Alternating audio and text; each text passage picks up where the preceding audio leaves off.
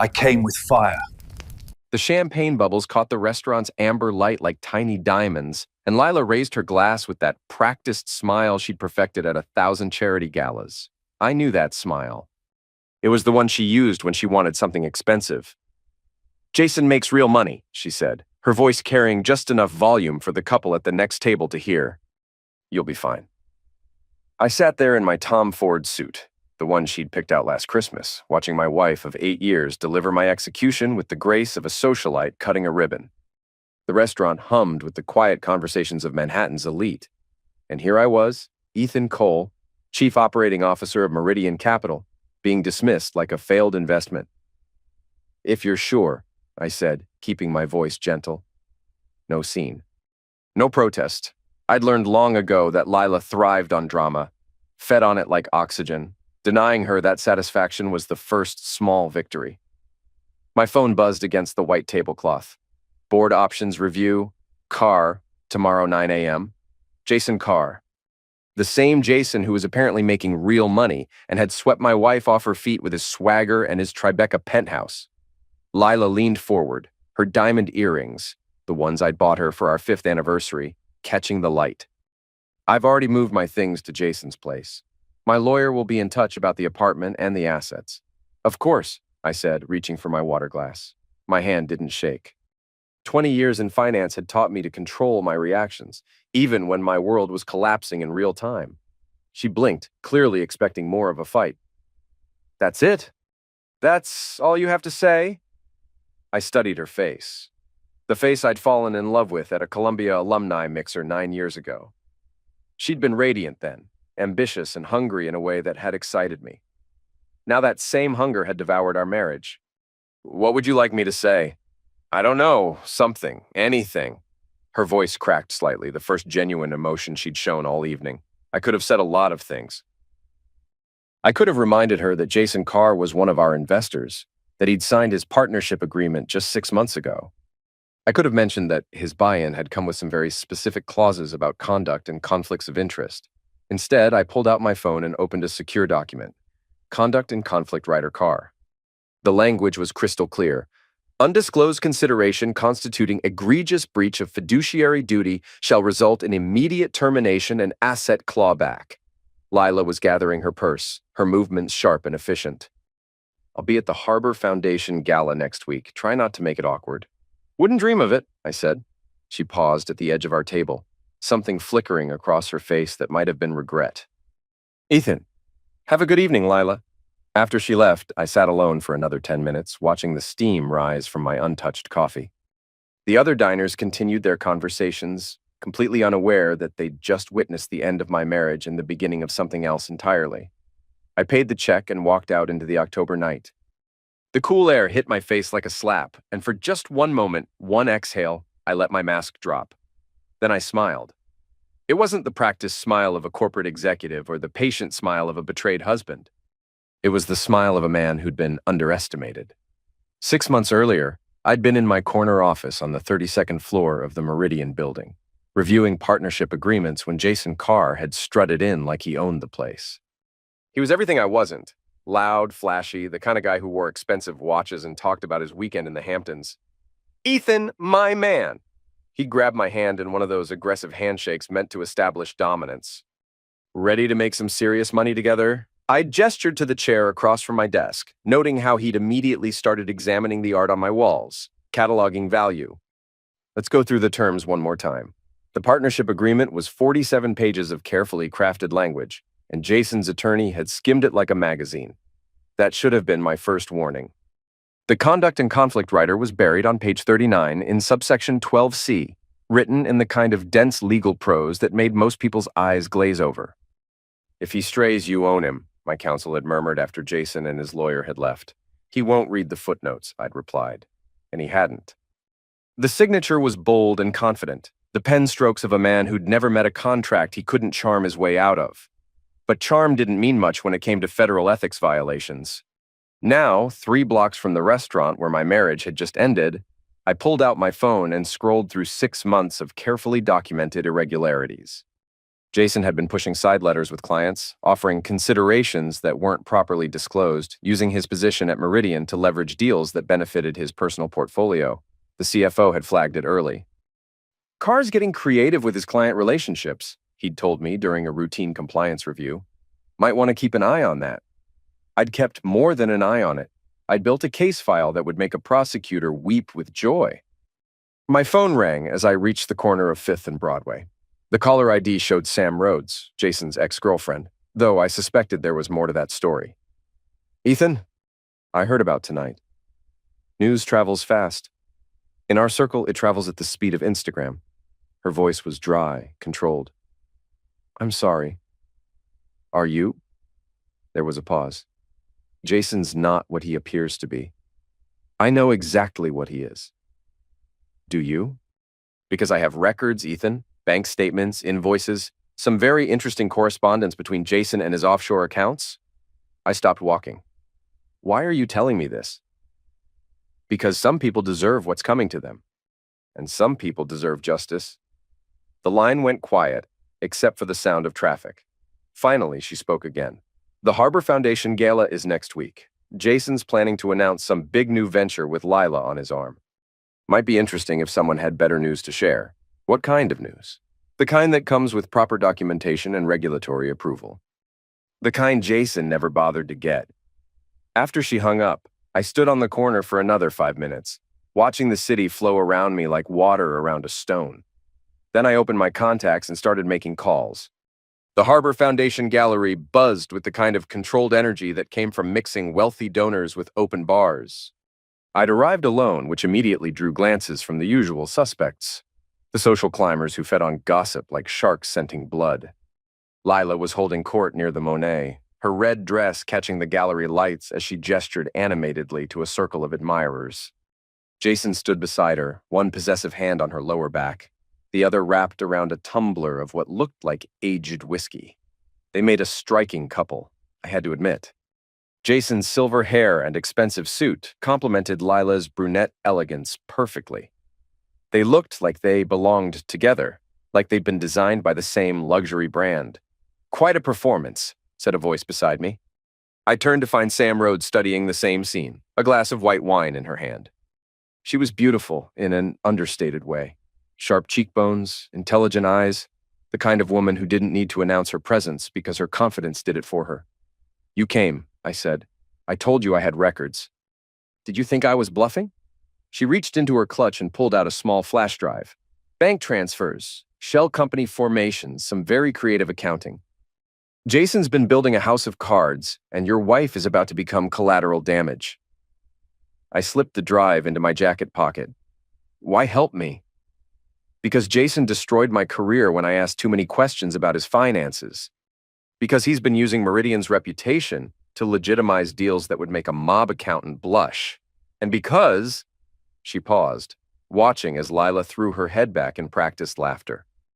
Because some women think they can climb any ladder, no matter who gets crushed underneath. Across the gallery, Jason noticed us watching and raised his glass in a mock toast.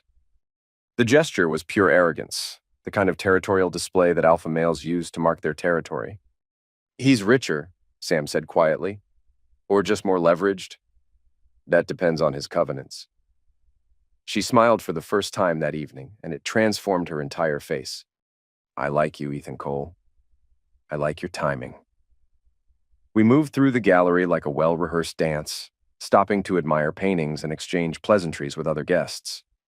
But we were really studying the room, cataloging relationships, noting which donors were gravitating toward Jason and which were keeping their distance.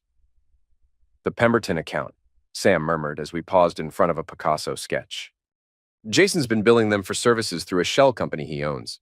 Meridian doesn't see a dime. That's a federal offense. It gets worse.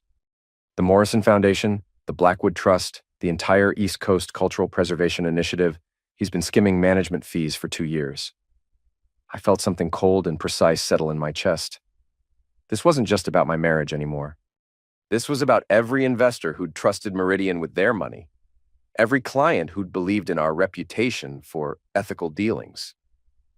Near the back of the gallery, away from the main crowd, I pulled out my phone and started a voice memo.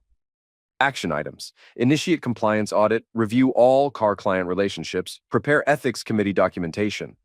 My voice was calm, surgical, not angry. Anger was wasteful. This was about precision. The foundation gala is in 2 weeks, Sam said. Jason's planning to announce some new venture, probably using your separation as a launching pad for his independent practice. What kind of venture? The kind that requires investor confidence and regulatory approval. The kind he'll never get once the ethics committee finishes with him. As we walked back toward the main gallery, Lila caught my eye across the room. For a moment, her smile faltered, and I saw something that might have been uncertainty. Then, Jason whispered something in her ear, and she laughed again, the sound bright and brittle as breaking glass. She has no idea, does she? Sam asked. She will.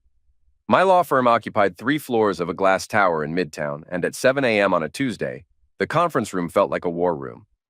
Coffee cups and case files covered the polished mahogany table, and my attorney, Patricia Vance, looked like a general preparing for battle. This is substantial, she said, dropping a thick folder onto the table with a satisfying thud. Shell companies, undisclosed payments, kickbacks disguised as consulting fees, and this voice memo. She hit play on her laptop. Jason's voice filled the room, slightly slurred from what sounded like a 3-martini lunch. Look, the clients don't need to know every detail. We structure it as a management fee, run it through the Cayman entity, and everybody's happy. Where did you get this? Patricia asked. Client dinner 6 weeks ago. Jason had a few too many and started bragging about his offshore strategies. I was recording notes for our compliance review. Lucky for us, unlucky for him. She closed the laptop. This is enough for a criminal referral, Ethan. We're talking wire fraud, money laundering, breach of fiduciary duty. I stared out the conference room window at the city below. Somewhere down there, Lila was probably having brunch with her new friends, planning her new life with a man who was about to lose everything. I want this clean, I said. No splash damage, no innocent sufferers. Just Jason. What about your wife? What about her? Patricia had been my attorney for 5 years, had handled everything from SEC investigations to hostile takeovers. She knew me well enough to read the subtext. This isn't just about the money, is it?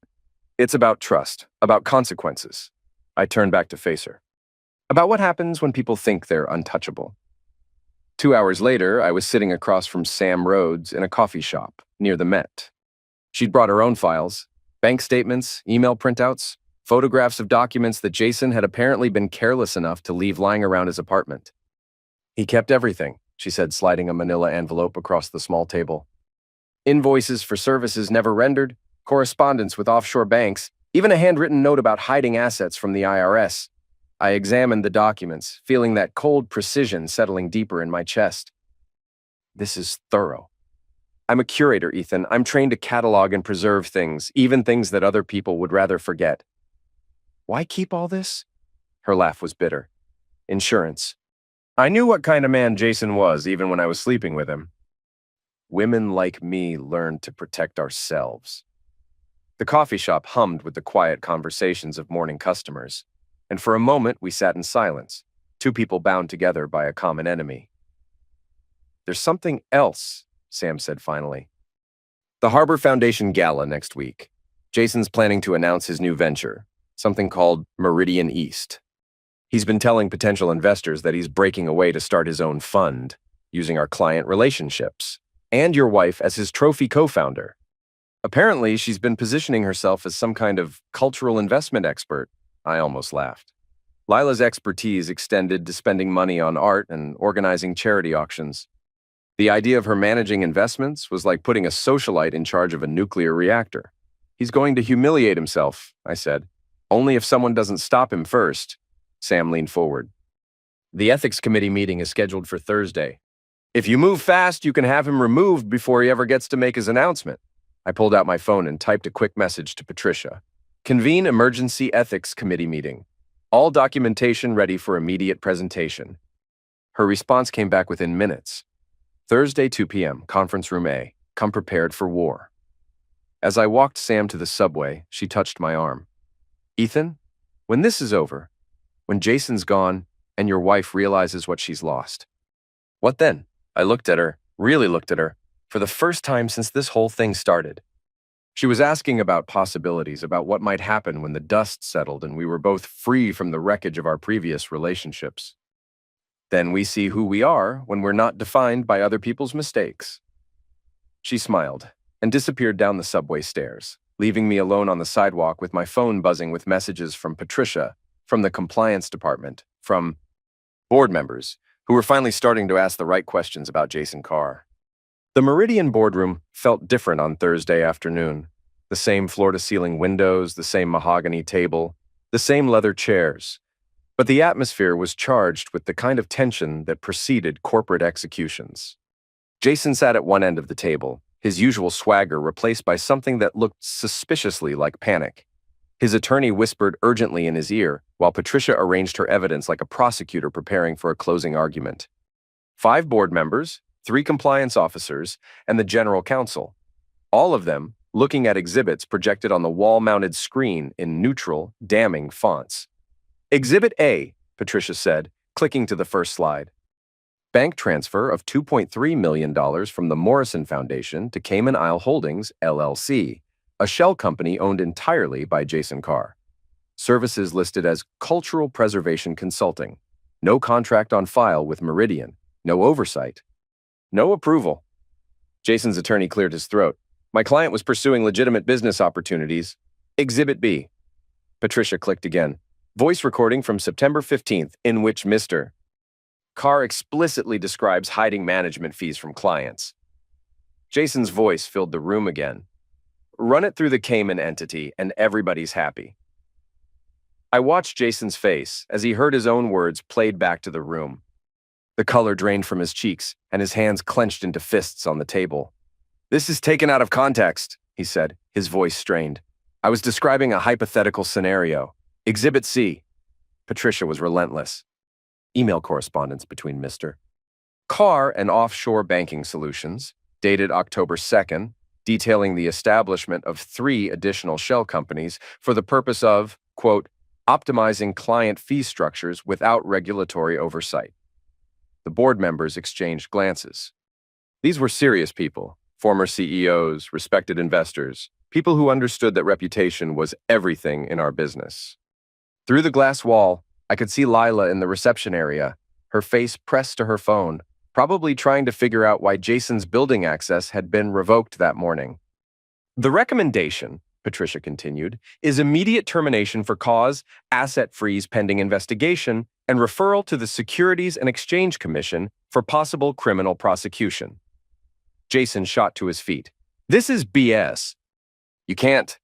Sit down, Mr. Carr, said the board chairman, his voice carrying the authority of 30 years in finance. You signed a conduct agreement. You violated that agreement. The consequences were clearly stated.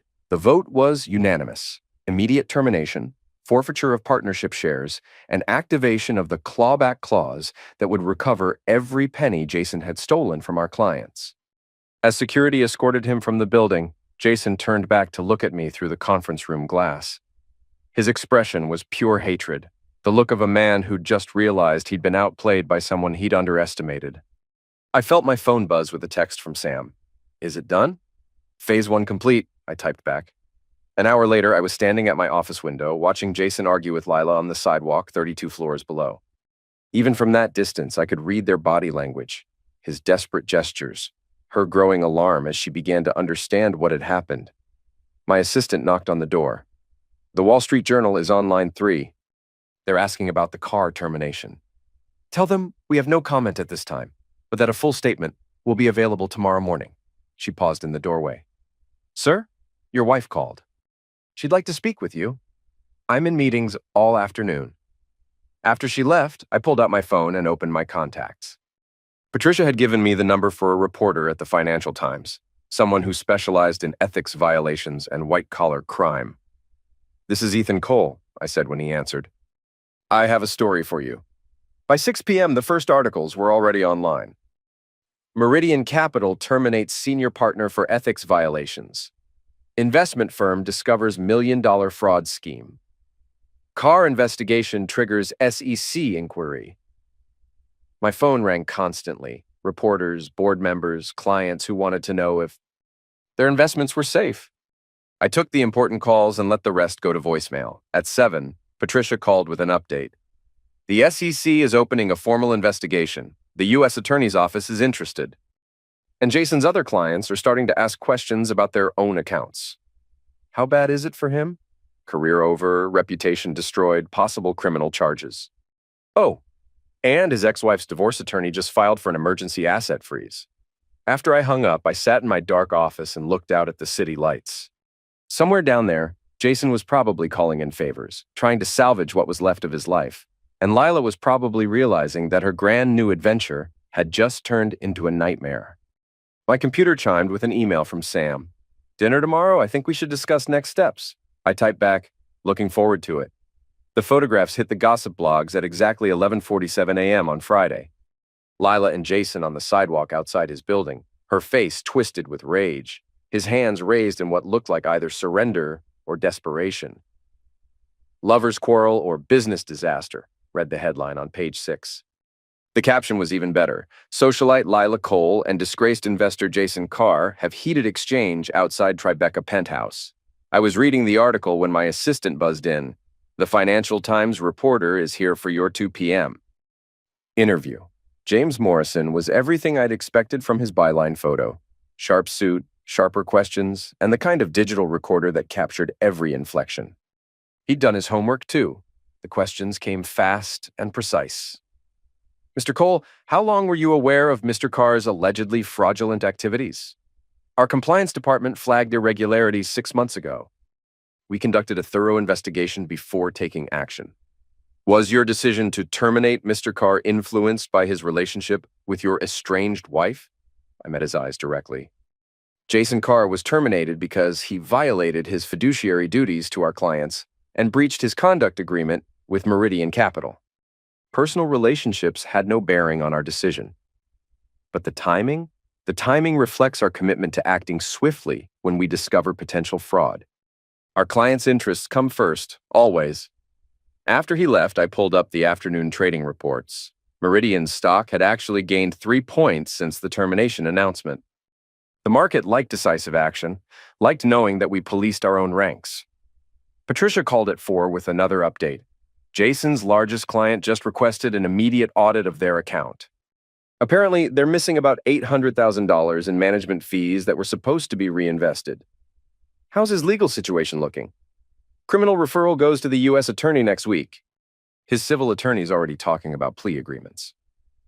That evening, I met Sam at a small Italian restaurant in Soho, the kind of place that didn't take reservations, but somehow always had a table for the right people. She looked elegant in black wool and pearls, like she'd stepped out of a Hitchcock film.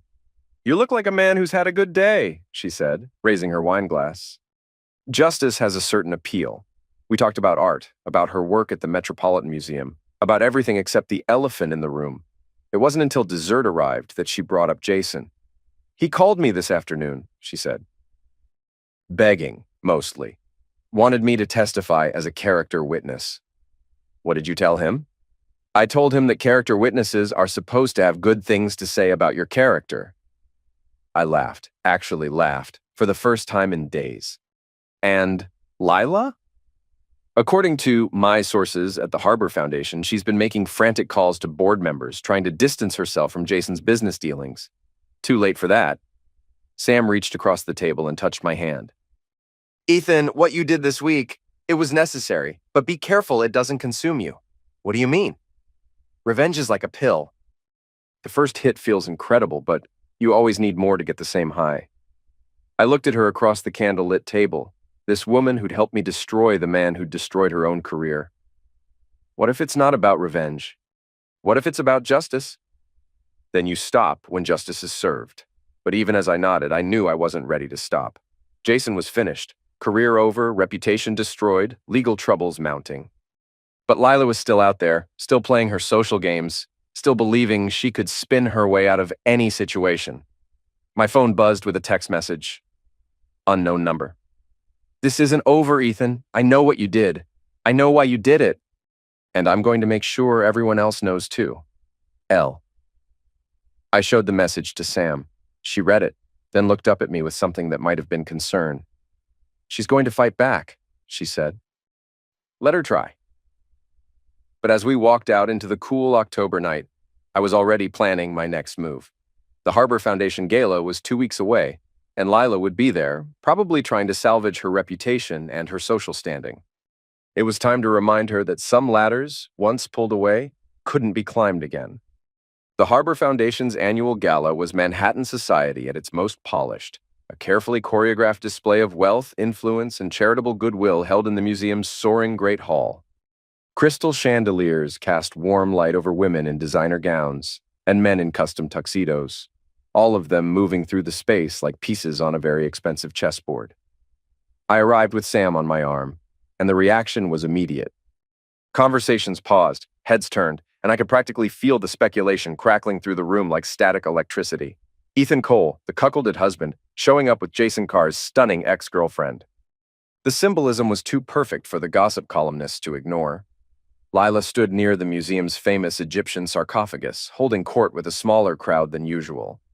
Her emerald gown was spectacular, the kind of dress that cost more than most people's cars. But there was something brittle in her smile, something desperate in the way she gestured while telling what was probably a carefully rehearsed story about her. Temporary separation from Meridian's unfortunate situation.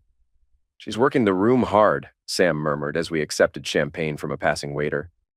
"Damage control. She's trying to separate herself from Jason before the criminal charges hit the papers." "When will that happen?" "Monday morning. The USA Attorney's office likes to time these things for maximum media impact." We moved through the crowd, greeting donors and board members, playing our own careful game of social positioning. I was, after all, still the COO of one of the city's most successful investment firms, and tonight's gala would determine whether my personal scandal would affect my professional reputation. The answer came when board member Charles Pemberton approached with his wife and another couple. "Ethan," he said, extending his hand, "hell of a week. How are you holding up?" "Better than expected." "The firm's reputation remains solid, which is what matters." "Damn right, that car business, unconscionable.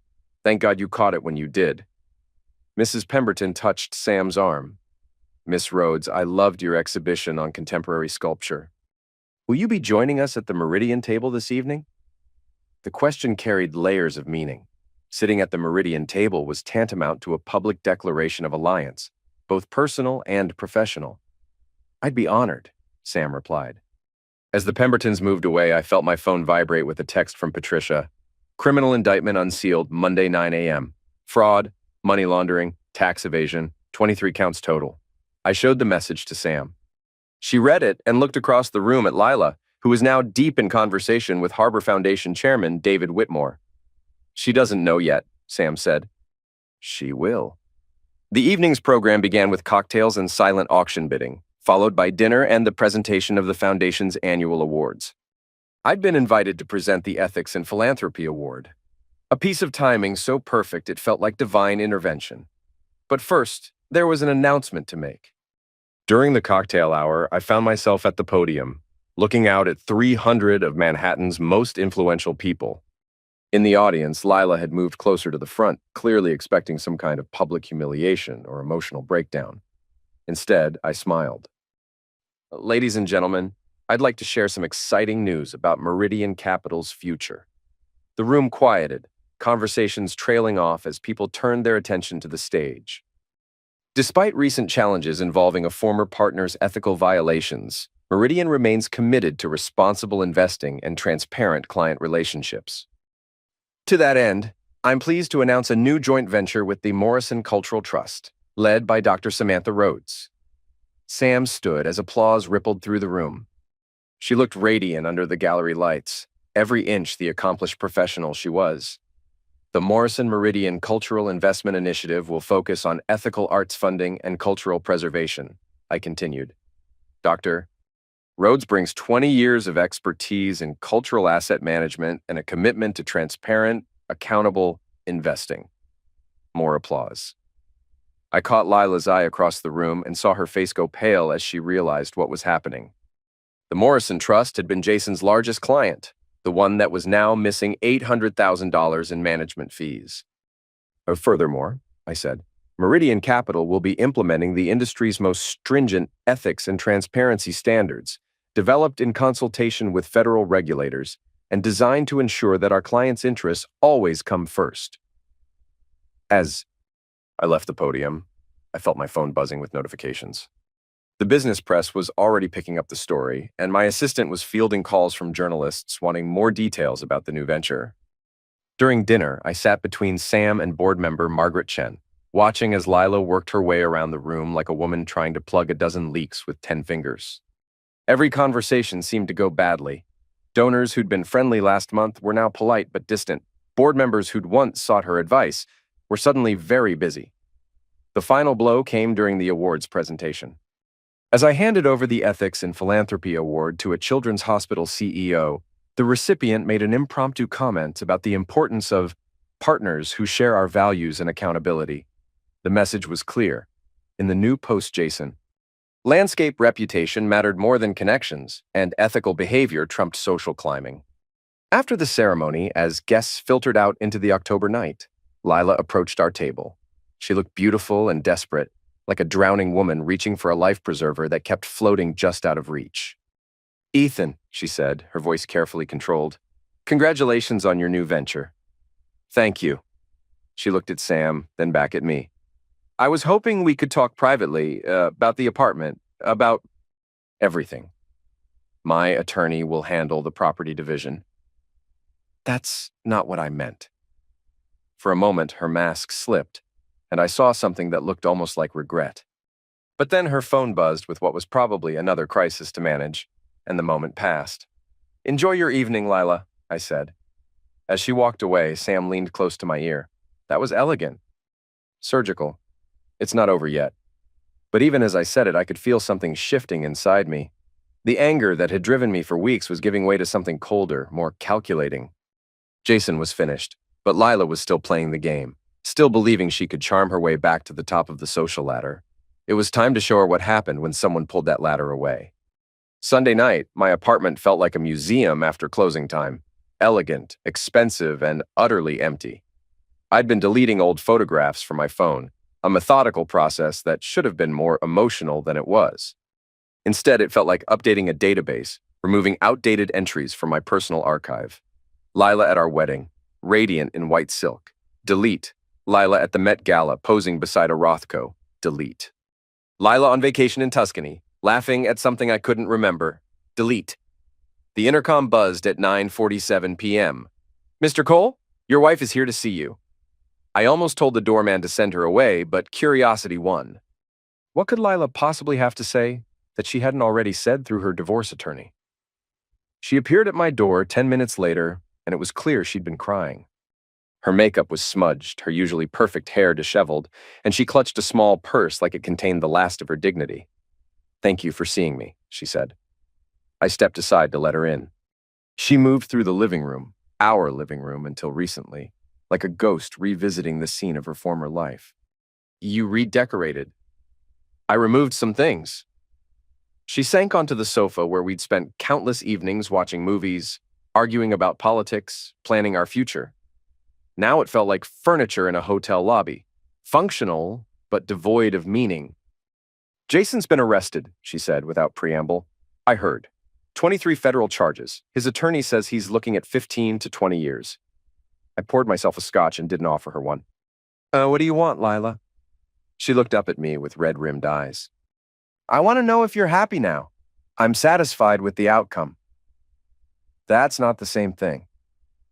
I studied her face, searching for the woman I'd fallen in love with 9 years ago.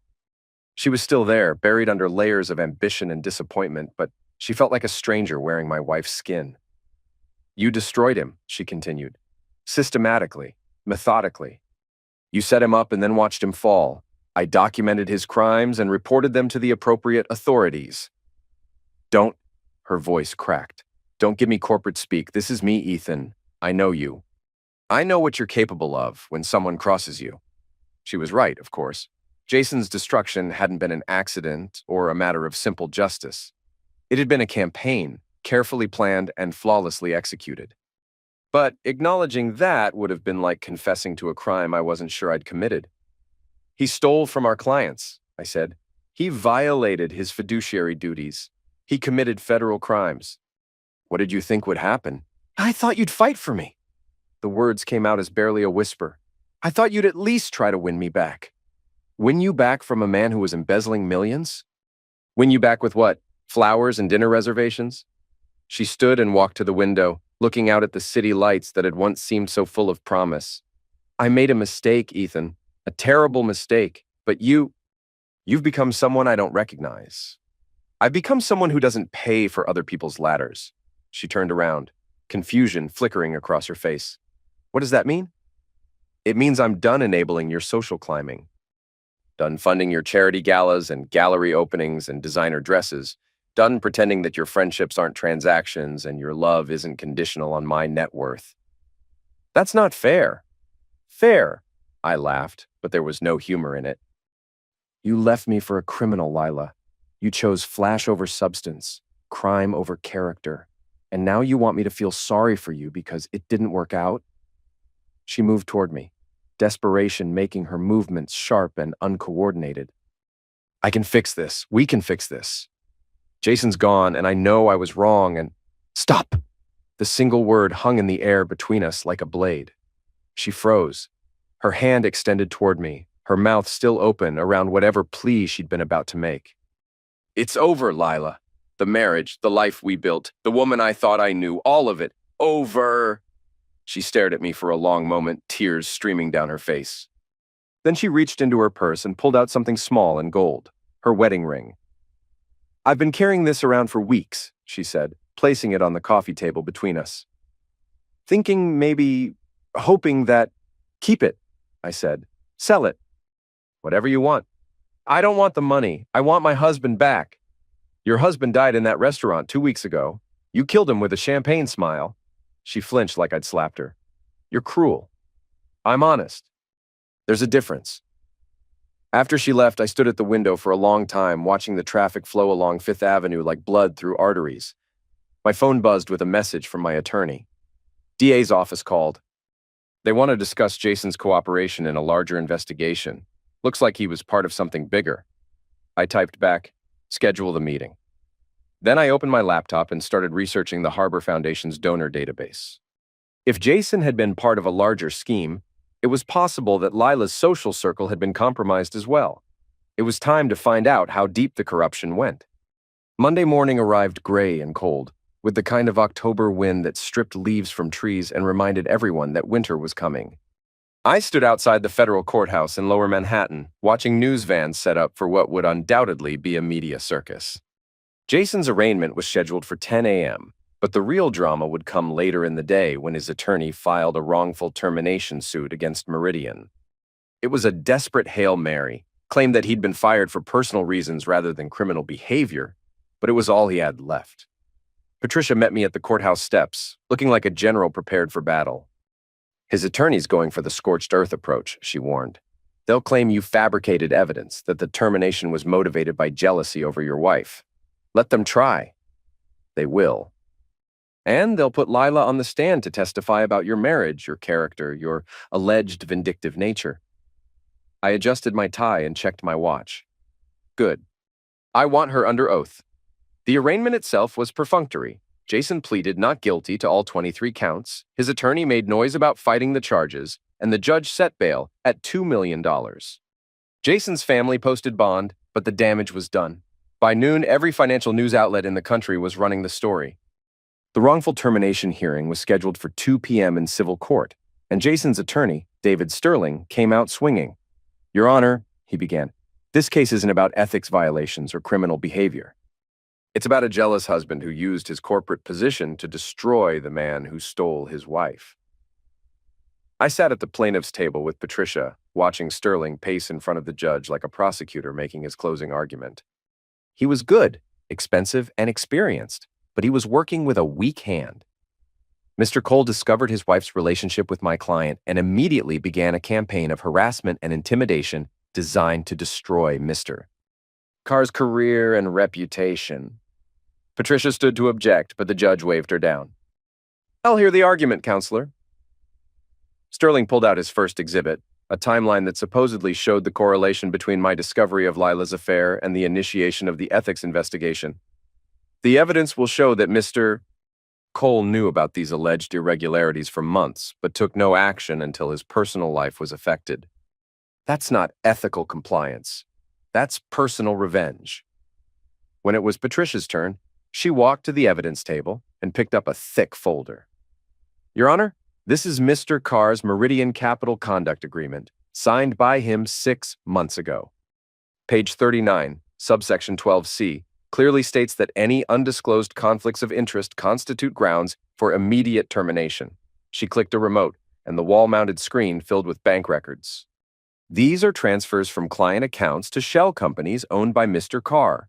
$2.3 million in undisclosed management fees. Mr. Sterling wants to call this a jealous husband's revenge. I call it embezzlement. The next exhibit was the voice recording, Jason's own words describing how to hide money from clients and regulators.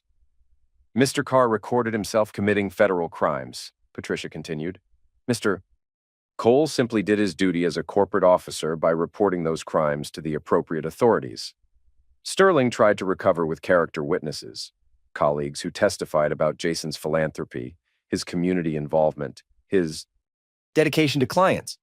But Patricia countered with forensic accountants who detailed the scope of his theft, compliance officers who described the patterns of deception, and federal agents who explained the ongoing criminal investigation. The judge took a 30-minute recess to review the evidence. When he returned, his expression was grim. Mr. Sterling, your client signed a conduct agreement that explicitly prohibited the behavior he's accused of. The evidence suggests that behavior occurred. The termination appears to have been justified under the terms of that agreement. Sterling stood to protest, but the judge continued. Furthermore, the court notes that Mr. Carr is currently under federal indictment for crimes directly related to his employment at Meridian Capital. Motion dismissed. As we left the courthouse, Sterling was already on his phone with reporters, spinning the loss as a temporary setback in a longer legal battle. But I could see in his face that he knew the truth. Jason was finished, and no amount of legal maneuvering would change that. Patricia and I walked to a small cafe near the courthouse where she ordered coffee, and I stared out the window at the late afternoon crowd. It's over, she said. The wrongful termination suit was his last shot. After today, Jason Carr is a cautionary tale. What about the criminal case? His attorney will try to negotiate a plea deal, but the evidence is overwhelming. He's looking at significant prison time. I should have felt satisfied. Jason was facing federal prosecution. His career was destroyed. His reputation was in ruins. Justice had been served with surgical precision. So why did I feel empty? My phone buzzed with a text from Sam. Saw the news. Drinks tonight? I typed back. My place. 8 o'clock. As I walked back to my office through the gathering dusk, I realized that destroying Jason had been the easy part. He'd been guilty, his crimes documented, his downfall inevitable. But Lila was still out there, still playing her social games, still believing she could climb back to the top of whatever ladder she could find. And I wasn't done with her yet. Sam arrived at my apartment carrying a bottle of wine and the kind of quiet satisfaction that came from watching justice prevail. The news was already playing on every financial channel. Stock footage of Jason in handcuffs, interviews with federal prosecutors, talking heads discussing the broader implications for the investment industry. To the end of an era, Sam said, raising her glass. To accountability. We clinked glasses and settled onto the sofa, watching the coverage with the detached interest of people who'd orchestrated the entire drama from behind the scenes.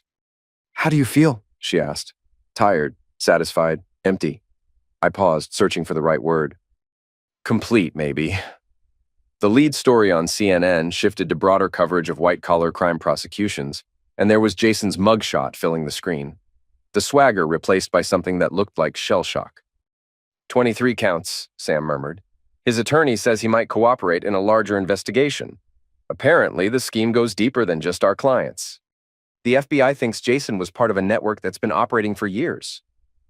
Sam turned to look at me. And Lila? What about her? Is she part of the investigation? I'd been wondering the same thing. Lila had been Jason's public face, his entree into New York's social elite, his connection to wealthy donors and foundation boards. If the FBI was looking at a broader conspiracy, her role would inevitably come under scrutiny. She claims she knew nothing about the business side, I said. Do you believe her? I thought about it. Really thought about it for the first time since this whole thing started. Lila was ambitious and status conscious, but she wasn't particularly sophisticated about finance. Her interest in Jason had been about lifestyle, not investment strategies. Yes, I said finally. I think she was a useful idiot rather than an active participant. That's almost worse, isn't it? Being destroyed because you were too shallow to understand what you were involved in? My phone buzzed with a news alert. Car assets frozen. Federal court issues emergency order. Sam read over my shoulder. His penthouse, his art collection, even his offshore accounts. They're seizing everything. Where does that leave Lila? Homeless and broke, probably. Her name was on some of the lease agreements. I felt a strange mixture of satisfaction and something that might have been pity. Lila had made her choice, had chosen flash over substance, crime over character, but the consequences were harsher than even I had anticipated. The Harbor Foundation called this afternoon, Sam said. They're asking me to join the board to help rebuild their reputation after the Jason scandal. Congratulations. It means I'll be working with some of the same people who used to worship Jason and Lila. The same people who are now pretending they never trusted them? Welcome to high society. Today's pariah is tomorrow's cautionary tale. We finished the wine and ordered dinner from a Thai place that delivered, eating pad Thai and talking about everything except the obvious question hanging between us. What happened next? The campaign against Jason had given us purpose, had bound us together in common cause. But now that it was over, now that justice had been served and the guilty punished, what were we to each other? I should go, Sam said around 10 o'clock. You don't have to. She looked at me for a long moment, and I could see her weighing possibilities, calculating risks. Finally, she shook her head. Tonight, I think I do. This whole thing, Jason, the investigation, your divorce, it's been intense. Maybe too intense to think clearly about what comes next. She was right, of course. The last 3 weeks had been a whirlwind of strategy and execution, of careful moves and calculated risks. We'd been partners in justice, but that didn't necessarily make us partners in life. After she left, I stood at my window looking out at the city lights and feeling something I hadn't experienced since this whole thing started. Uncertainty. Jason was finished. Lila was collateral damage. The immediate crisis was over. But as I watched the traffic flow along Fifth Avenue, I realized that destroying Jason had only been the beginning. He'd been part of a larger system, a network of wealthy people who believed that rules were for other people, that money could buy immunity from consequences. The Harbor Foundation, the Cultural Preservation Boards, the entire ecosystem of tax-deductible philanthropy that provided cover for people like Jason, it was all still there, still operating, still enabling the kind of corruption that had nearly destroyed Meridian's reputation. I pulled out my laptop and opened a new document. Meridian Capital Ethics Initiative, Phase 2. If Jason had taught me anything, it was that corruption was like cancer. You had to cut out all of it, or it would just metastasize somewhere else. Time to clean house. The Whitmore Foundation occupied the top 3 floors of a glass tower on Park Avenue, and David Whitmore himself looked exactly like Central Casting's idea of a philanthropic power broker. Silver hair, expensive suit, the kind of practiced sincerity that came from decades of asking wealthy people for money. Ethan, he said, rising from behind his mahogany desk. Thank you for coming. Coffee, please. I'd requested this meeting 3 days after the Jason verdict, ostensibly to discuss Meridian's continued partnership with the Foundation's cultural initiatives. In reality, I was here to conduct an audit of a different kind. Terrible business with Jason, Whitmore said, settling back into his chair. Who would have thought such a charming man, such passion for the arts? Charm can be deceiving. Indeed, the board is still reeling. We're conducting a full review of all our investment relationships, of course. Can't be too careful. I pulled out a folder and placed it on his desk. That's actually why I'm here. Meridian has developed new transparency standards for all our philanthropic partnerships. We'd like the Whitmore Foundation to be our pilot program. His smile faltered slightly. What kind of standards? Full financial disclosure for all board members and major donors, independent audits of investment performance, public reporting of administrative expenses and compensation. That seems extensive. Necessary, I'd say. In light of recent events. Whitmore opened the folder and scanned the documents I'd prepared. A comprehensive ethics package that would effectively strip away the privacy and opacity that organizations like his used to hide questionable practices. This would require us to disclose donor identities, investment strategies, even board member compensation, he said. Transparency builds trust. It also drives away donors who value privacy. I leaned forward slightly. David, let me be direct. Jason Carr wasn't operating in isolation. The FBI investigation has uncovered a network of foundations, boards, and cultural organizations that were used to launder money and hide assets. His face went pale. I'm not suggesting anything. I'm stating facts. The Whitmore Foundation received over $3 million in donations from Jason's shell companies over the past 2 years. Those donations are now part of a federal investigation. We had no way of knowing. Maybe not. Either way, you have a choice. Adopt these transparency standards voluntarily and demonstrate your commitment to ethical fundraising, or wait for the FBI to make the choice for you. The meeting ended with Whitmore agreeing to consider the proposal, which we both knew meant his. Attorney would spend the next week trying to figure out how to avoid federal scrutiny. I had similar meetings scheduled with 4 other foundation presidents over the next 2 weeks. The message was always the same. Clean up your act voluntarily, or have it cleaned up for you. By Friday, the results were starting to show. The Harbor Foundation announced new ethical guidelines for board membership. The Morrison Cultural Trust revealed that it was conducting an internal review of its donor relationships. 3 smaller organizations quietly asked their most questionable board members to resign. But the real victory came in an unexpected phone call from Patricia. Lila's attorney wants to meet, she said. Apparently, the Harbor Foundation has asked her to step down from the board. On what grounds? Association with Jason, damage to their reputation, questions about her judgment. The usual corporate death by 1,000 cuts. I felt that familiar cold satisfaction settling in my chest. When? This afternoon, if you're available. They're hoping to avoid a public embarrassment. The meeting was held in a generic conference room at Lila's attorney's office, neutral territory for what was essentially a surrender negotiation. Lila's lawyer, Margaret Chen, was a sharp woman in her 50s who specialized in high-stakes divorces and reputation management. My client has been asked to resign from several board positions, Chen began without preamble. The Harbor Foundation, the Morrison Trust, the Cultural Preservation Initiative, all due to her association with Jason Carr.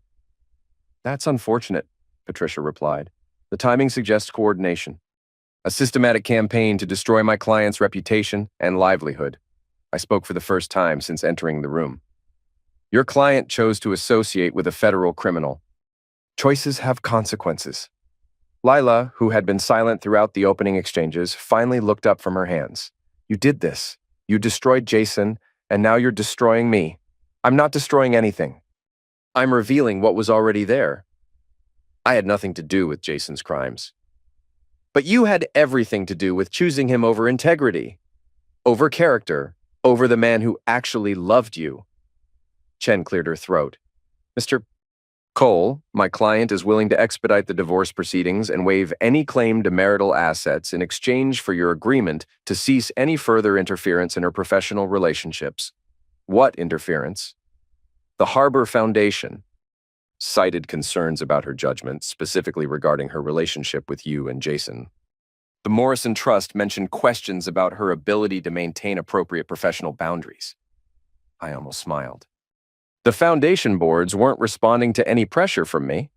They were simply doing what institutional powers always did when scandal threatened their tax-exempt status. They were cutting loose anyone who might contaminate their reputation. I haven't interfered with anything, I said. I've simply implemented new transparency standards for Meridian's philanthropic partnerships. If those standards create problems for your client, perhaps she should examine why that is. The meeting ended with no agreement beyond a promise to continue discussions. As we left the building, Patricia seemed almost amused. You really haven't done anything actionable, have you? No phone calls, no pressure, no threats? I've simply made it clear that integrity matters. that actions have consequences, that the social ladder Lila climbed was built on corrupt foundations, and now you're pulling that ladder away. I'm not pulling anything away. I'm just refusing to hold it up. That evening, I had dinner with Sam at a small French restaurant in the village.